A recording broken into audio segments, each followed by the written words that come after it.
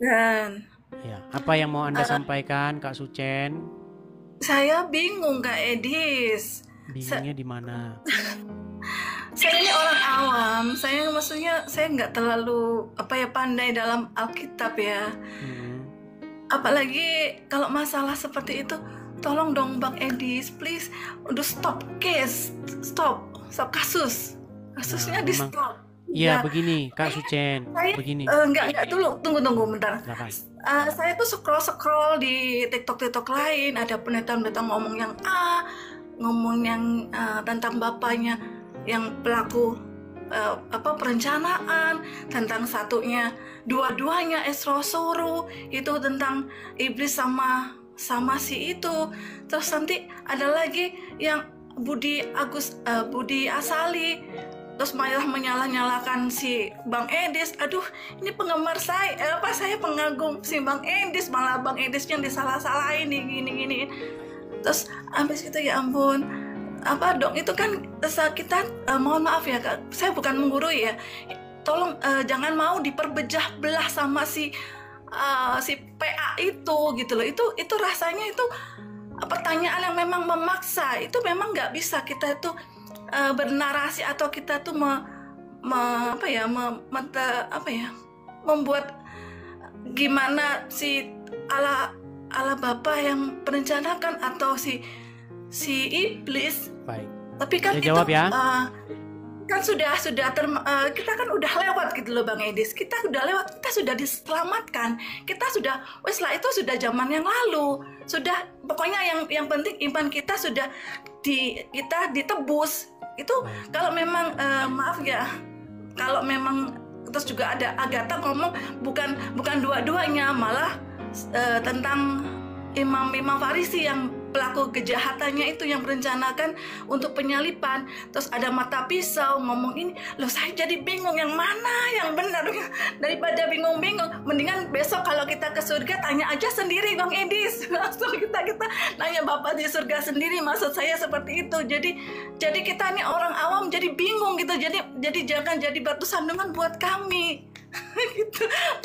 Mohon maaf Bang Edis. Baik, saya Bukan. jawab. Sudah bisa saya jawab? Oke, oke Baik, bisa. terima kasih. Terima kasih. Saya jawab ya. Begini. Pertama-tama ada permintaan dari orang-orang awam. Orang-orang awam tadi seperti Bu Kak atau Kak Sucen mengakui itu ingin supaya ya sudahlah case closed, ya kan? Ya memang sudah case closed, sudah. Ya kan? Tetapi kan ada orang naik masih bertanya lagi. Begini, jangan salah, ada juga permintaan dari orang-orang yang terpelajar untuk mengatakan ini kasus ini harus tuntas. Karena kalau tidak tuntas, maka kita akan memberikan satu kesan bahwa Kristen ajaran gak jelas. Jadi bukan begini, maksudnya begini. Saya itu bukan memberitakan kepada orang-orang Islam sesuatu kebenaran, tetapi saya sendiri tidak meyakini sebuah kebenaran. Untuk apa saya memberitakan kepada orang-orang Islam Injil kebenaran, tetapi saya tidak memberitakan kebenaran di dalam kekristenan itu? Makanya saya bilang begini, kalau Anda masih berpikir mereka itu adalah bagian daripada kekristenan, ini adalah sebuah paham yang salah. Karena selama mereka ada, selama paham seperti itu ada, maka orang Islam akan menyimpulkan bahwa kekristenan itu adalah ajaran kombinasi setan dengan iblis. Saya kasih contoh nih. Kalau nanti pakai Bible atau pakai salib itu terlalu sulit. Dikatakan di dalam Bible, Yesus itu selalu mengajar dengan perumpamaan, dan tanpa perumpamaan dia tidak mengajar. Saya akan buat satu perumpamaan sederhana. Ini mohon maaf nih terhadap orang-orang yang tadi sudah nonton, kalian harus dengar lagi. Karena masih ada saja orang awam yang tidak paham. Coba ya, Bu Sucen dengarkan. Anda saya umpamakan sebagai seorang gembala, seorang ibu pendeta. Ya, Anda punya gereja Anda kecil dari gubuk yang reot. ya, tahu, sudah dengar.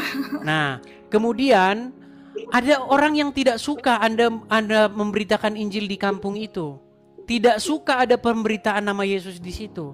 Lalu dibakarlah gereja Anda itu. Karena Anda taat kepada firman Tuhan, Anda diam tidak membalas. Karena Anda pemegang firman Tuhan, tetap setia, taat walaupun dianiaya, Anda tetap taat, maka Bapak Presiden yang mendengar berita itu membangun gereja Anda. Dibangun dengan tembok, keramik, bagus. Lalu orang mendengar di situ ada gereja. Jadi orang datang ke situ. Jadi orang malah mendengar, orang malah datang. Tadinya mereka ingin memusnahkan gereja malah tambah besar. Tadinya mereka ingin melenyapkan jemaat malah bertambah. Artinya, karena penganiayaan yang Anda alami, karena salib yang Anda pikul, Anda tetap setia taat. Akhirnya apa? Janji Tuhan, keselamatan yang daripada Tuhan datang. Pertanyaan saya begini.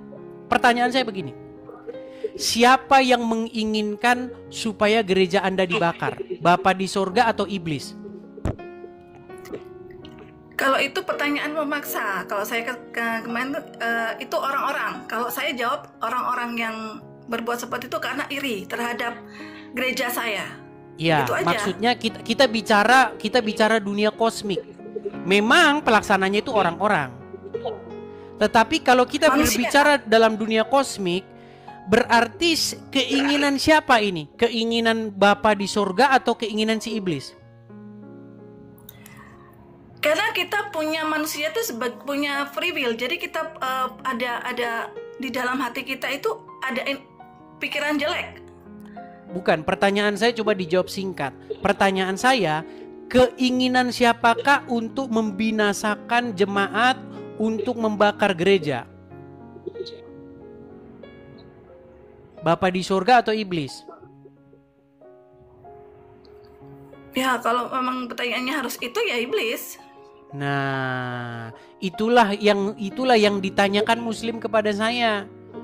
Dalam penyaliban itu keinginan siapa? Ya tentu keinginan iblis.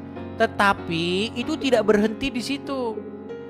Malah justru itu dijadikan jalan keselamatan, dijadikan berkat. Jadi jalan orang-orang yang membakar gereja Anda itu malah menjadi jalan gereja Anda tambah besar. Tetapi jangan dikatakan bahwa mereka berjasa.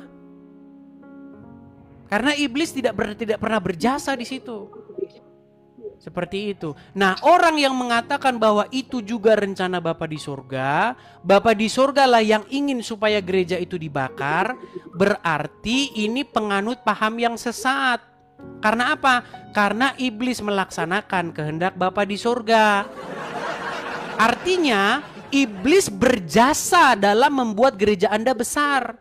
Iblis berjasa dalam keselamatan itu. Ini bukan crash atau perbedaan seperti ini. Ini jangan dianggap sebagai satu hal yang negatif. Begitu loh. Ya, ini harus kita anggap sebagai satu pemurnian. Kita harus didik supaya kita harus dapatkan pengajaran Kristen yang sejati. Memang pahit, ya memang harus ada pemisahan. Begitu. Jangan bermental lemah. Jangan, apologet kok begini. Jangan bermental lemah. Kita memang harus memegang teguh ajaran yang benar. Begitu. Kalau kita, udahlah tutup sajalah. Itu artinya kita memberitakan Injil kepada orang Kristen, tetapi kita membiarkan sebuah paham sesat di dalam diri kita. Itu nggak bisa. Ya nggak sesat lah gitu. Tapi kan ini jadi mempercah belah iman kekristenan kita loh Bang Edis. Karena juga tidak memecah belah. Begini Bu Sucan. Enggak apa-apa. Begini Bu Sucan. Oke, Jadi bahan, gitu loh. berarti Anda menganut sebuah paham bahwa ya dalang yang membakari gereja itu adalah Tuhan sendiri. Manusia, Bapak enggak, terus yang iblis juga enggak, karena iblis itu bodoh, dia nggak punya perancangan. Kalau saya melihat Jadi kalau ketika Yesus mengatakan bahwa iblis, sebentar. Sebentar. Jadi ketika Injil berbicara bahwa iblis merasuki Yudas, iblis adalah bapak dari orang-orang ahli-ahli Taurat, orang-orang Farisi yang ingin menyalibkan Yesus, berarti itu salah. Itu hanya kayak seperti perumpamaan. Kalau saya menanggapi seperti itu kayak perumpamaan, karena di dalam hati kita itu dirasuki gitu loh, dirasuki oleh si iblis. Oke, siapa yang merasuki orang-orang yang ingin membakar gereja itu? Roh Kudus atau roh setan? Roh setan lah. Nah, gitu. Kalau ada orang yang mengatakan bahwa yang merasuki orang-orang yang ingin membakar gereja itu adalah roh Tuhan, gimana? Perlukah itu kita luruskan atau kita biarin? Supaya Anda paham. Jadi jangan biarkan kekristenan itu tidak beres dengan adanya orang-orang yang tidak mau belajar ini. Justru tujuan saya adalah apa? Supaya mereka mengakui kesesatan mereka, supaya mereka mengakui kesalahan mereka. Tapi kalau katanya di Injil yang Yesaya itu kan juga Bapak juga. Tadi sudah saya jelaskan itu dari tadi. Jadi kita jadi mengulang-ulang. Makanya nonton video saya. Sudah saya upload dan ditonton. Berilah waktu untuk menonton itu. Ya, saya berulang-ulang, saya juga sudah nonton. Cuma saya kan sering scroll tentang di live-live yang lain-lain. Jadi malah kecampur-campur, jadi keanduk gitu pikiran saya. Jadi iya. Makanya bilang saja, ini pesan saya begini. Kalau Anda menganut sebuah paham bahwa pembakaran gereja itu adalah keinginan Bapa di surga, artinya Bapa di surga itu merancang atau bersama-sama dengan iblis melaksanakan rancangannya. Jadi malah debat gitu loh Bang Edi, soalnya di apologet lain atau di Budi Asari itu. Jadi maksudnya dibiarkan saja begitu ajaran. Jadi maksudnya ajaran Kristen dibiarkan saja begitu. Bukan, maksud Anda begini Bu Sucan. Tenang Bu Sucan. Jadi pertengkaran gitu loh. Jadi ada perdebatan. Baik. Jadi keinginan Anda adalah supaya ajaran Kristen itu dibiarkan saja begitu nggak jelas. Ya, bukan nggak jelas sih, cuma kan intinya jangan diperdebatkan. Jadi jangan dipublikasikan gitu loh. Jadi internet aja, maksudnya di dalam aja. Siapakah yang menginginkan supaya itu dipublikasikan?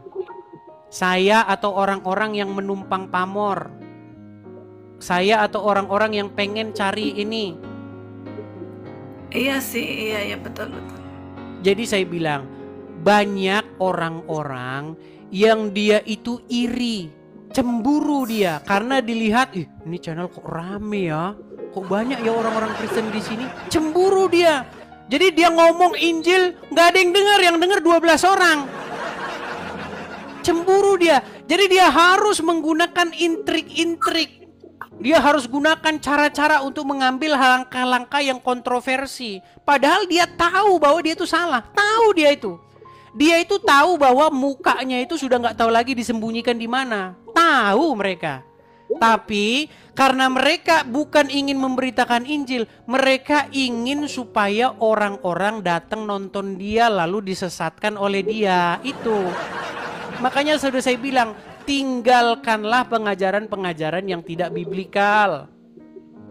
Kita ini memberitakan Bible. Bagaimana kita memberitakan sesuatu yang kita sendiri nggak jelas? Bang Edis. Sorry ya. Bang Edis ya. Jadi jangan bermental lemah. Yang saya maksud begini, jangan bermental lemah. Masa bermental lemah? No, jangan begitulah. Yang penting kita bersatu lah.